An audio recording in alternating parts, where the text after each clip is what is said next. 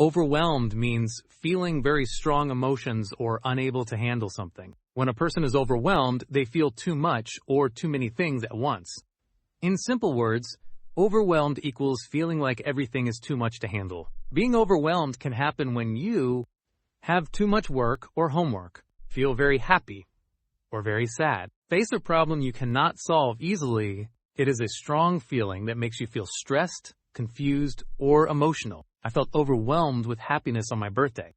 She was overwhelmed with homework. He felt overwhelmed after the long journey. The teacher was overwhelmed by the number of students. I was overwhelmed by the beauty of the sunset. People can feel overwhelmed by work or study pressure, family responsibilities, strong emotions like love, fear, or sadness. Being overwhelmed means you need a break or help. I was overwhelmed with study before my exams. Overwhelmed equals too much to handle, feeling very strong emotions or stress.